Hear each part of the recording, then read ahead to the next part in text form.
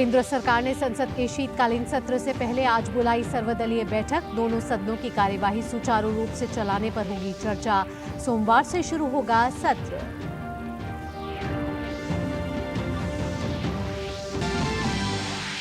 प्रधानमंत्री नरेंद्र मोदी दुबई की सफल यात्रा करके लौटे स्वदेश। दुबई में जलवायु कार्रवाई शिखर सम्मेलन में लिया हिस्सा। भारत की पहल पर ग्रीन क्रेडिट की हुई शुरुआत। 2028 के लिए COP33 की मेजबानी करने का दिया प्रस्ताव।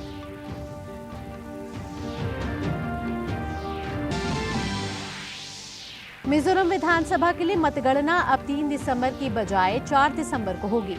मिजोरम में कई क्षेत्रों से आए प्रस्ताव के बाद उठाया ये कदम। बाकी 4 राज्यों में कल होगी मतगणना। अंतर्राष्ट्रीय खबरों में गजा में संघर्ष विराम खत्म होते ही इजराइल के हमले में 178 की मौत, 5 बंधकों के मरने की हुई पुष्टि। अमेरिका ने कहा हमास के कारण खत्म हुआ संघर्ष विराम।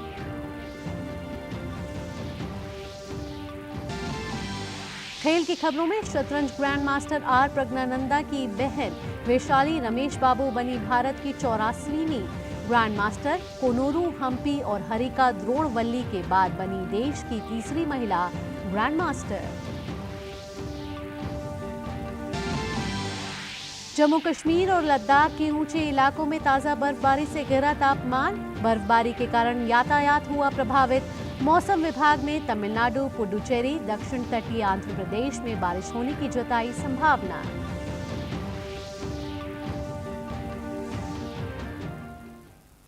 नमस्कार, डीडी न्यूज पर आप सभी का स्वागत है। मैं हूं आपके साथ भावना नैयर।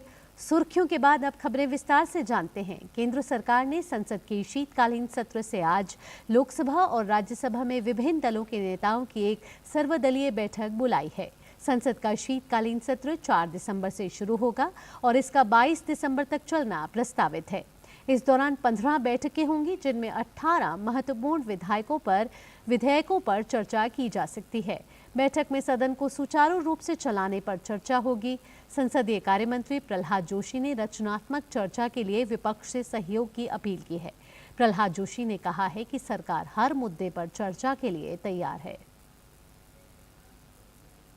संसद के शीतकालीन सत्र के पहले ही दिन लोकसभा की आचार समिति टीएमसी सांसद महुआ मोइत्रा मामले में अपनी रिपोर्ट सदन के पटल पर रखेगी। समिति में महुआ मोइत्रा की संसद सदस्यता खत्म किए जाने की सिफारिश की है। महुआ पर सवाल पूछने के बदले गिफ्ट, पैसे लेने और संसद का लॉगिन साझा करने का आरोप लगा था। बीजेपी सांसद निशिकांत दुबे की शिकायत के बाद लोकसभा अध्यक्ष ओम बिरला ने लोकसभा की आचार समिति को जांच सौंपी थी। इस मामले में लोकपाल को भी शिकायत की गई थी, जिसके बाद सीबीआई जांच भी टीएमसी सांसद महुआ मोइत्रा के खिलाफ चल रही है।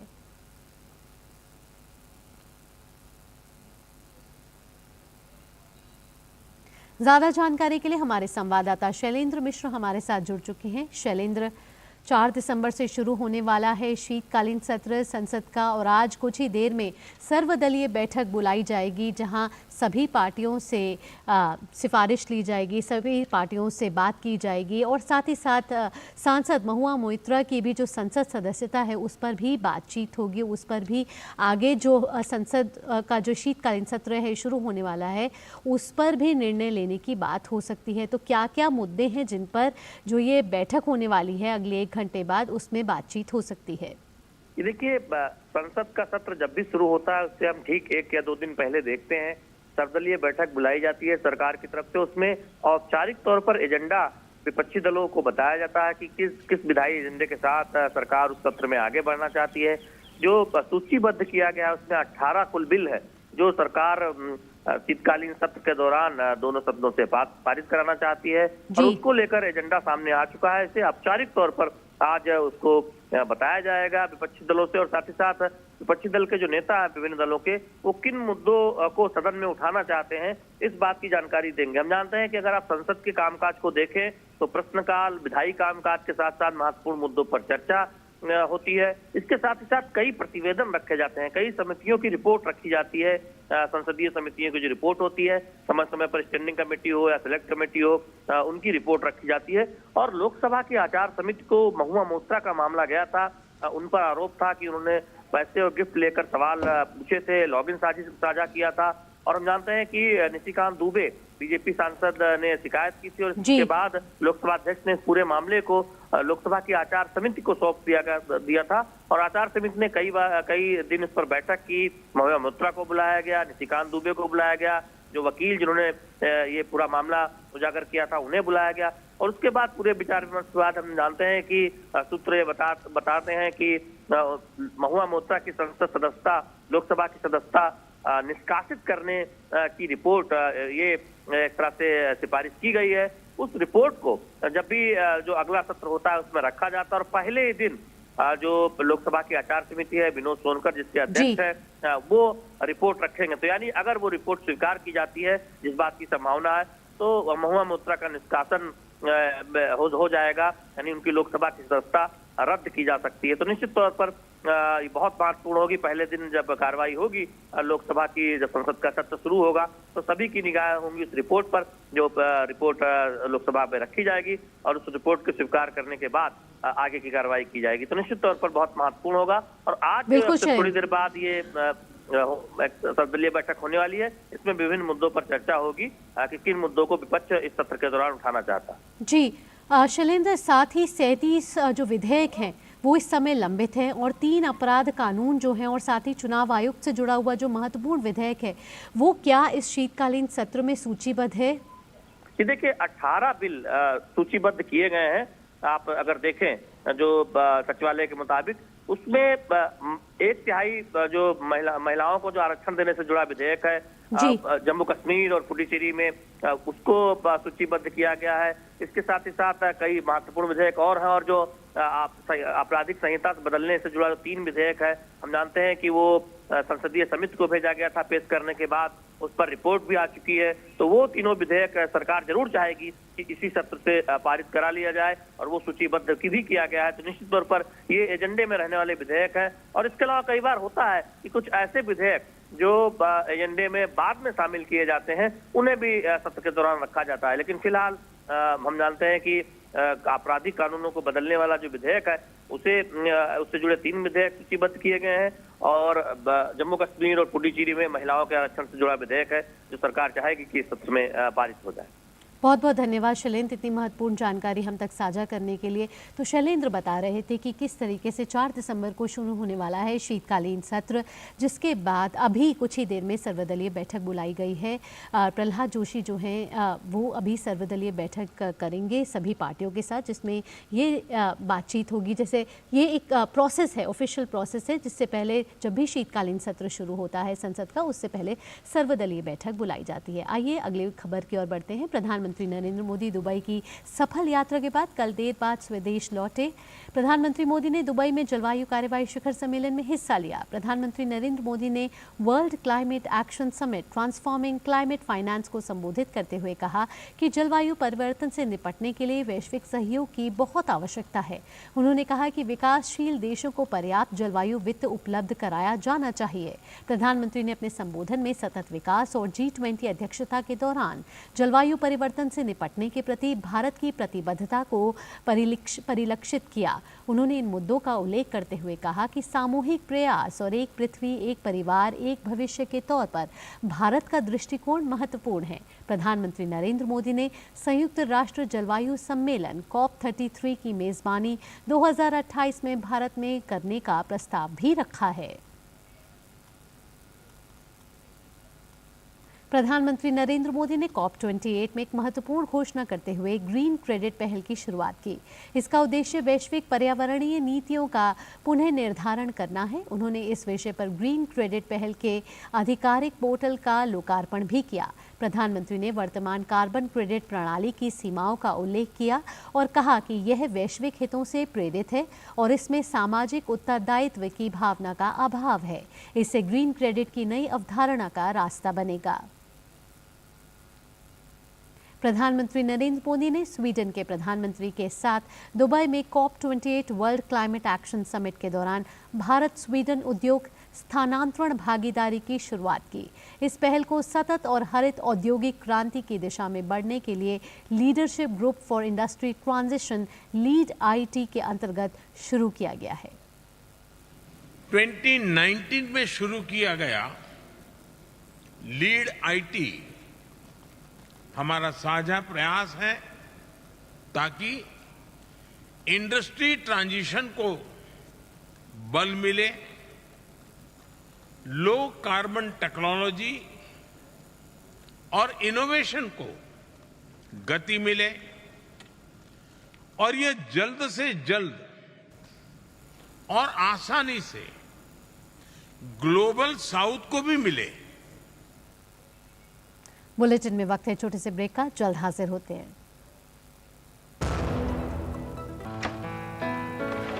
पापा ये सब? हाँ, जो चीजें सालों से बेवजह पड़ी हो उन्हें हटा देना चाहिए। ये भी दादाजी की पुरानी पासबुक और एफडी। अरे ये कैसे रह गया? पैसे गए? नहीं, उपाय है। बैंक खाते को संचालित करते रहना चाहिए वरना खाता इनऑपरेटिव हो जाता है। ऐसे में बैंक से संपर्क करें, खाता सक्रिय करवाएं और आपकी रकम जो है उसे ब्याज समेत क्लेम करें। दादू ये आरबीआई कहता है जानकार बनिए, सतर्क रहिए। सही कह रहा है। साल बरस और सदी नहीं, एक युग गुजर जाएगा, उम्र न पूछो वंडर की, जब फर्क नजर आएगा। वंडर सीमेंट, फर्क नजर आएगा। मोदी सरकार की गारंटी, सस्ती दवाई, अच्छी दवाई, कम से कम 75% डिस्काउंट। अब तक जरूरतमंदों के 23,000 करोड़ रुपए बचे। हमारा संकल्प विकसित भारत। मम्मी कॉलेज की क्रिकेट टीम में ना मेरा सिलेक्शन हो गया है। Very good. कॉलेज की टीम में तो आ गया, देश की टीम में रजिस्ट्रेशन कब करवा रहा है? वो कैसे? तुम वोटर बन के देश की टीम का हिस्सा बन सकते हो। देश का फॉर्म भरो, देश की टीम का हिस्सा बनो। वोट करना सिर्फ तुम्हारा अधिकार ही नहीं बल्कि तुम्हारा कर्तव्य भी है, समझे? जी हाँ, अगर आप भी 18 साल के हो रहे हैं तो आज ही वोटर हेल्पलाइन ऐप डाउनलोड करके वोटर लिस्ट में अपना नाम जुड़वाकर वोटर बने। और हाँ, एग्जिस्टिंग वोटर्स भी अपनी जानकारी वोटर लिस्ट में अपडेट करें जिससे देश की टीम और मजबूत बने। वोटर लिस्ट में नाम मतलब देश के लिए वोट करने का अधिकार, यानी देश की टीम में रजिस्ट्रेशन। ब्रेक के बाद आपका स्वागत। बढ़ते हैं अगली खबर की ओर। प्रमुख रक्षा अध्यक्ष जनरल अनिल चौहान ने सेना प्रमुख जनरल मनोज पांडे, वायुसेना प्रमुख air chief marshal VR Chaudhari और नौसेना प्रमुख एडमिरल आर हरि कुमार के साथ 4 दिसंबर को मनाए जाने वाले नौसेना दिवस से पहले राष्ट्रीय समर स्मारक पर पुष्पांजलि अर्पित की और श्रद्धांजलि दी।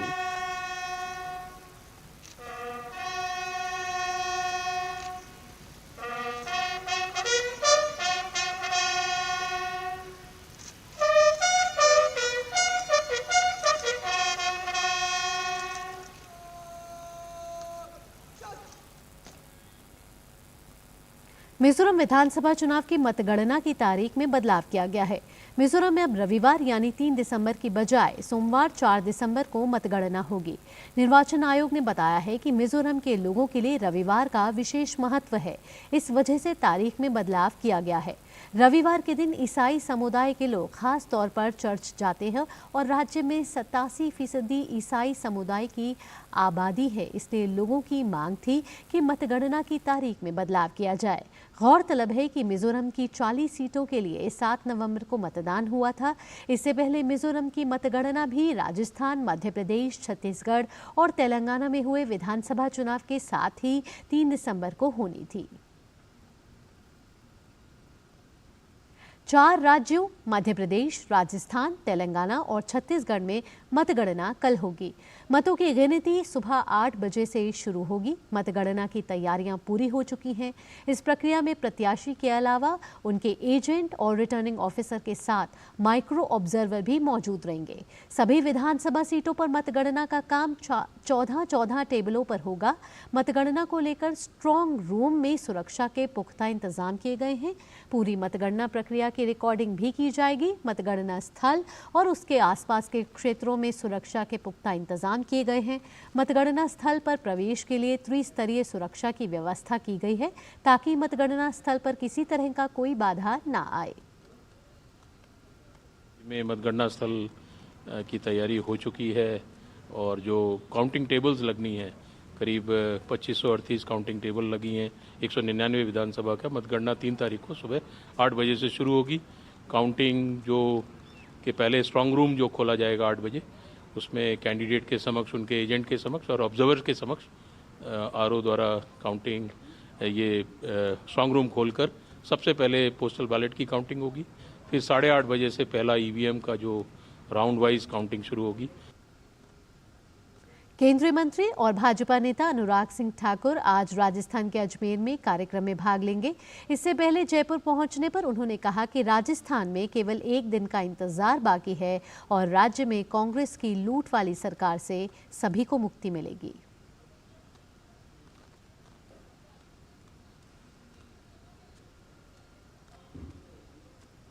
राजस्थान की कांग्रेस की इस लूट वाली सरकार से अब मुक्ति मिलेगी। केवल एक दिन का इंतजार और लोगों ने जो कमल खिलाने के लिए आशीर्वाद दिया है उसके लिए उनका धन्यवाद। दावे और झूठे वादे ये कांग्रेस की पुरानी आदत है और जैसा पहले 5 साल पहले राहुल जी बहुत बड़े बड़े वायदे करके गए थे, वो खोखले वायदे भी रहे। और अब मैं इतना ही कहूँगा कि कांग्रेस का चेहरा बेनकाब हो चुका है। कल केवल नतीजे आने बाकी हैं और जनता जो एक अच्छी सरकार चाहती थी वो भारतीय जनता पार्टी बनाएगी। राष्ट्रपति द्रौपदी मुर्मू महाराष्ट्र के दौरे पर हैं। राष्ट्रपति आज नागपुर में राष्ट्रीय संत तुकादोजी महाराज नागपुर विश्वविद्यालय के 111वें दीक्षांत समारोह में शामिल होंगी। दीक्षांत समारोह में महाराष्ट्र के राज्यपाल रमेश बैस, मुख्यमंत्री एकनाथ शिंदे, केंद्रीय मंत्री नितिन गडकरी, उप मुख्यमंत्री देवेंद्र फडणवीस समेत अन्य गणमान्य लोग भी शामिल होंगे। भारतीय सड़क कांग्रेस का 82वां वार्षिक सत्र आज से गुजरात के गांधीनगर में महात्मा मंदिर में शुरू हो रहा है। 4 दिन के इस आयोजन में सड़क सुविधाओं को बेहतर बनाने पर चर्चा होगी और शोध प्रस्तुत किए जाएंगे। सड़क परिवहन और राजमार्ग मंत्री नितिन गडकरी और गुजरात के मुख्यमंत्री भूपेंद्र पटेल इस कार्यक्रम को संबोधित करेंगे। कार्यक्रम में 4000 से अधिक इंजीनियरों के साथ भारतीय प्रौद्योगिकी संस्थान IIT, राष्ट्रीय प्रौद्योगिकी संस्थान NIT, इंजीनियरिंग कॉलेजों और अनुसंधान संस्थानों के विद्यार्थियों और वैज्ञानिकों भी शामिल होने की संभावना है। इससे पूर्व कल राज्य के स्वास्थ्य मंत्री ऋषिकेश पटेल ने महात्मा मंदिर में एक तकनीकी प्रदर्शनी का उद्घाटन किया, जिसमें लगभग 120 कंपनियां सड़क निर्माण और परिवहन क्षेत्र से जुड़ी अत्याधुनिक तकनीक को प्रदर्शित कर रही हैं। भारतीय सड़क कांग्रेस देश में राजमार्ग इंजीनियरों की सर्वोच्च संस्था है। आइए बढ़ते हैं अब अगली खबर की ओर और बात करते हैं दिल्ली NCR में बढ़ते वायु प्रदूषण से जुड़ी हुई, जहां कुछ खास बदलाव देखने को नहीं मिल रहा है। केंद्रीय प्रदूषण नियंत्रण बोर्ड CPCB के अनुसार दिल्ली में वायु गुणवत्ता सूचकांक यानी कि AQI कई क्षेत्रों में बहुत खराब श्रेणी में पहुंच गया है। आज आनंद विहार में AQI 388, अशोक विहार में 386, लोधी रोड में 349, जवाहरलाल नेहरू स्टेडियम में 366 दर्ज किया गया। जम्मू कश्मीर और लद्दाख के ऊंचे इलाकों में ताज़ा बर्फबारी हुई है। बर्फबारी के कारण कई जगह यातायात प्रभावित हुआ है। जम्मू कश्मीर के डोडा जिले में भद्रवाह क्षेत्र में ताज़ा बर्फबारी हुई है। पर्यटन सीजन नज़दीक आने के साथ ही जम्मू कश्मीर में बर्फ हटाने का काम भी बड़े पैमाने पर शुरू होने जा रहा है। इस बीच उत्तरी कश्मीर के कुपवाड़ा जिले में तंगधार रोड पर सीमा सड़क संगठन द्वारा बर्फ हटाने का अभियान शुरू किया गया। जम्मू कश्मीर के पुंछ में भारी बर्फबारी हुई, जिसके बाद मुगल रोड यातायात निलंबित करना पड़ा। कश्मीर घाटी और लद्दाख के ऊंचे इलाकों में ताज़ा बर्फबारी के अलावा मैदानी इलाकों को भारी बारिश का सामना करना पड़ा है। मौसम परिवर्तन के कारण घाटी भर में तापमान में काफ़ी गिरावट आई है। कश्मीर में बर्फबारी का मौसम दिसंबर में शुरू होता है और फरवरी तक चलता है। अब बढ़ते हैं अगली खबर की और बात करते हैं बदलते मौसम की। मौसम विभाग के अनुसार आज से उत्तरी तटीय तमिलनाडु और पुडुचेरी में भारी बारिश की शुरुआत हो सकती है। वहीं दक्षिणी तटीय आंध्र प्रदेश और रायलसीमा में बारिश होने की भी संभावना है। मौसम विभाग के मुताबिक 3 दिसंबर को आंध्र प्रदेश और तमिलनाडु में बारिश बढ़ने की संभावना है। तमिलनाडु में लगातार बारिश जारी है। बारिश के कारण मदुरै में सथियार बांध पूरी तरह से भर गया है।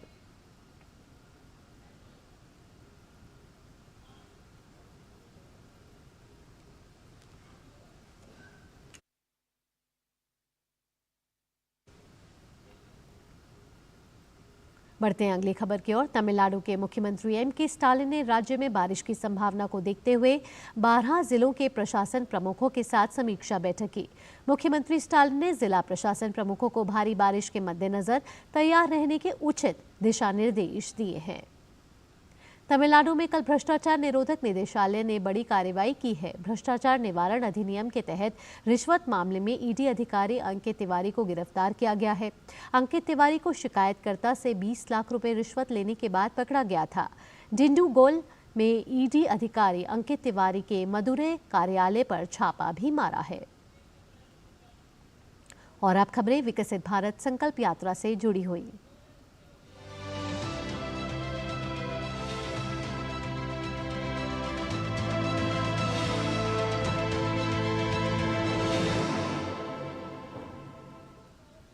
केंद्र सरकार द्वारा बीते 9 सालों में चलाई गई विभिन्न जन कल्याणकारी योजनाओं के प्रति लोगों को जागरूक करने के लिए विकसित भारत संकल्प यात्रा देश भर में जारी है।